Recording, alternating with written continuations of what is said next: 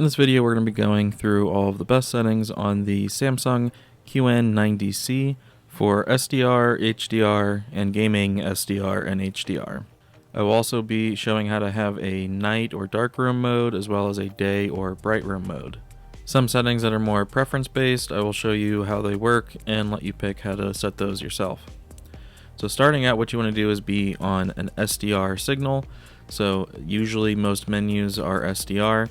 The first thing you want to do is go to General and Privacy and then go to Power and Energy Saving. You want to check this for both the movie and filmmaker modes that we will be doing. And make sure everything motion lighting and higher is turned off so that there's nothing affecting the brightness. Now you can see that I'm on firmware version 1113. So this video applies to now. Samsung does have a history of changing aspects of picture quality with their firmware updates. However, most of these settings are fairly generalized, so it should be okay with different firmware updates, but that cannot be guaranteed. So what we want to do now is go to our picture modes, and we're going to start with Filmmaker, which we're going to use for our night or dark room mode. This is currently targeting 150 nits. The lower you have the brightness setting, the better your black level will be. So I have set the brightness at 20 and contrast at 35. Contrast higher can cause clipping, so turning it down to 35 helps to fix that. Color is fine at 25, and sharpness you want to have on 0. Tint also on 0. Picture clarity setting menu is completely preference based and up to you. We will cover that in a few minutes. Local dimming for SDR content, low is the best and most accurate option, and it also helps the black levels get as dark as possible. Setting local dimming to standard or high will over brighten the image. However, you can set it how you want to. Contrast enhancer is not recommended to be on at all. Now for the most accurate color temperature or white point, you would use warm 2. Warm 1 is a bit too blue. Warm 2 is closer to D65 white point. Under white balance, there's really not much change that needed to be made on this panel, but each panel will be different. This may or may not apply to your panel. One of the issues for this TV is the SDR gamma setting. There really isn't a correct answer. BT1886 should be used for nighttime over 2.2, which is brighter, but the 2.2 measures flatter, and neither of them actually measure what they say they should. So just pick the one that you prefer, and color space should stay on auto for the SDR modes. And now we're going to switch over to movie and make a brighter picture mode. Here again, we want to keep brightness as low as we can for black levels, but we do want to make it brighter for the bright room. So I set it to 35, contrast still at 35, sharpness still at 0, color still at 25. And then if we get to the clarity settings, if you turn it on custom, blur reduction is going to affect high frame rates like sports. Judder reduction is going to affect movies and TV shows by using motion interpolation to change how the motion looks. LED clear motion will use black frame insertion, which can cause flickering and will cut the brightness of the display down. Noise reduction on auto or off, those are the only options. You can use it if you find content you're watching is too noisy. However, you could lose some detail by doing so I turn it off. Now for the day mode, under local dimming, again, I would say use low, but if you want to use standard or high, if you like those better, you can. Low will be better for SDR content and high is better for HDR content. Again, this is the 2-point that worked for this panel. It may or may not for your panel. You can leave it all zeros. It's not a big deal. Gamma, again, your choices are BT1886 or 2.2. If you use BT1886, then you can adjust it more with that slider. However, neither is really going to be right, so just pick what you want. 2.2 would be better for day mode though. So now we need to start playing actual HDR content so that the TV is saying that it's an HDR. And now if we go back into movie, which is our day mode, we're going to set this up for a brighter HDR experience. And mostly we're going to leave most of this alone how it is at default. Local dimming, for this brighter mode we're going to use standard. High is more accurate and will have less blooming, but standard will be brighter. So if you do want to change this to have less blooming, feel free to do so. However, if you want the most brightness for daytime watching, use it on standard. And as you switch between the two, you may not see a difference, and that's okay because it depends on the scene if it's going to make a visible difference. Now the tone mapping is going to be active by default in movie mode, and that's what you're going to keep for this brighter HDR viewing mode. static is going to be the more accurate one we're going to use in Filmmaker. For the 2-point with this setup, didn't need to touch anything in HDR on this panel. The ST2084 setting and the shadow detail setting I turned to -1 each, as this mode is so very bright and overly bright. It did start to get a bit washed out. You can see how you change it and it's going to affect the brightness of the entire image, not the highlights. So you can set it how you want it. I would say -1 is good for this day brighter mode. Now when we go to the color space settings, it's going to start out in auto, and auto will be, by default, be on P3. So you're going to set it to custom and then come down and change the P3 to BT2020.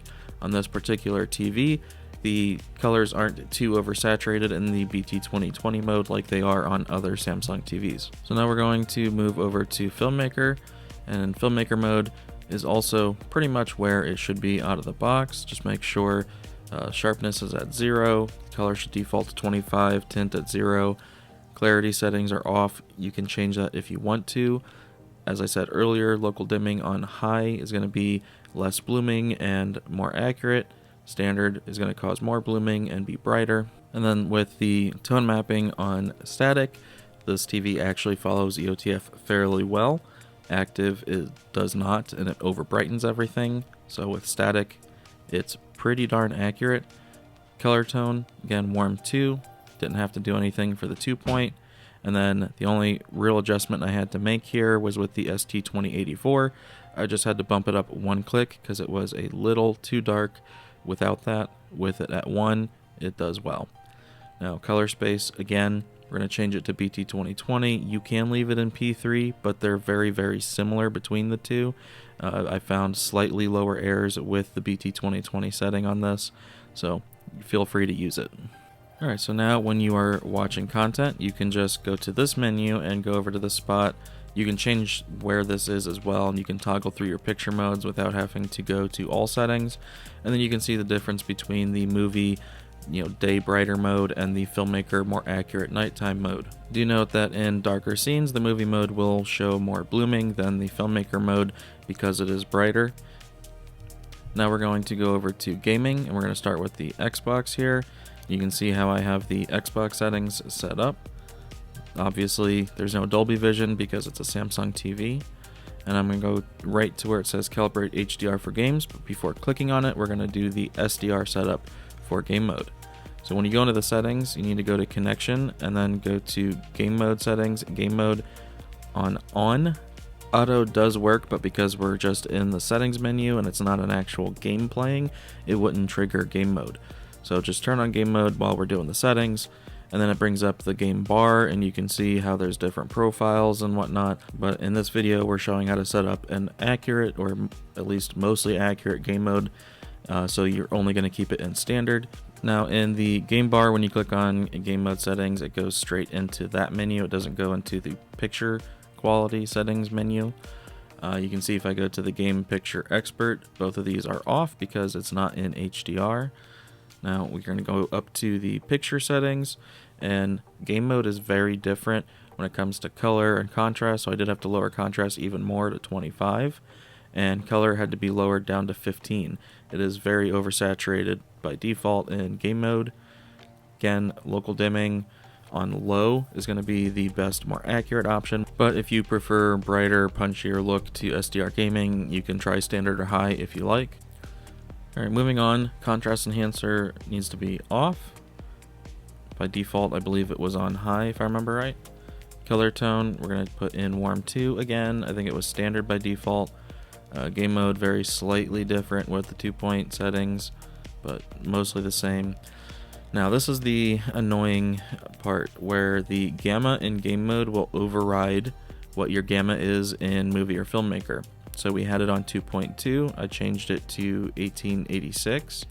Now if I turn off game mode and then go look at the settings, you're going to see that it's now changed to BT 1886 for Filmmaker mode, where it was on 2.2 prior. And then what makes this worse is the game mode gamma is just so bad measurably. There is no way to make it correct. BT 1886 is the better option, but then that means you're stuck with BT 1886 in your movie or Filmmaker mode unless you want to change the gamma constantly every time you switch the type of content that you're watching or playing. So if you want to make it easy on yourself, just try to find either 2.2 or 1886, whichever you find works well enough, whether you're in game mode or movie mode at the same time, so you don't have to keep changing it all the time. So now I'm going to switch it back to the game mode, go back through, and you'll see the shadow detail still at 0, color space in game mode leave on auto in SDR, and now we're going to enable HDR by going into the HDR setup on the Xbox. When here, you can pull both bumpers and triggers on the Xbox controller to pull up a little menu in the upper right that tells you what the values are. So on the black screen, we're going to set that completely black on 0. And now we're going to go into the picture settings for game HDR. So we're going to go down to connection and game mode settings again and go to game picture expert. Now there is no HDR 10 plus gaming yet, so that can be off. Setting it to anything else doesn't change anything. And then for game HDR, we want to have that on basic. Now we're going to go back to the picture settings and we're going to set the color to 25 and the sharpness to 0. The tint will be at 0 already. And because we are in HDR, we're going to set local dimming to high, contrast enhancer to off. Our HDR tone mapping, we're going to use static. Setting it to active will be more inaccurate, so set it to static for more accuracy. And then the white point settings, again, game mode is a little bit different. May or may not work for you. You can try them, but make sure the color tone is in warm 2. And then with the ST2084 setting, we're going to go +1, otherwise it undertracks EOTF a little bit. And then color space, same thing as the movie modes, we're going to go to custom, and we're going to change it from P3 to BT2020. And then that's it for our game HDR setup. Now to finish up on the Xbox, I'm going to set both of these white pages essentially to 1700. That was where the limits of the panel were in real content. And if we switch over to the PS5, you can see most of the settings are on automatic, and then the HDR is set to on when supported. And then we're going to go and set up the HDR parameters for the PS5. Now if you were to follow the directions of the PS5 and the Xbox, it would be way off because the HGIG doesn't work on the TV. So for the PS5, go all the way down until you can't go any darker, and then you're going to count your clicks going up 19 times. So 19 clicks will get you about 1700 nits. And don't worry about the sun not fading away. You're going to do the same thing on the second one, count 19 clicks, and then when you get to the black level screen, just go all the way darker and you're done with the PS5 setup. Now when it comes to games that don't use the system level settings and they have their own sliders within the game, like Destiny 2 here, you're going to try to set those sliders to 1700 nits if it gives you a nit value. In Destiny 2, that gives you a midpoint, while 40 seems to work well for OLEDs. I find that on the LCD based TVs like this, it needs to be about 25. But for the peak brightness, if there is a nit value, try to get to 1700. If there's not a nit value, then just try to follow the directions that are given, or check out Gaming Tech's channel and see if he has covered that game yet. Alright, that's going to be pretty much all of the settings. So when you are in a game and you hold the play pause button, it will pop up the game bar where you can see the frame rate and if HDR is on, if VRR is on, the that kind of stuff. You can see it says the play pause button, hold it to open the game bar. But that should be all of the settings that you need. I hope this video helped you out. If it did, leave a like and a comment below.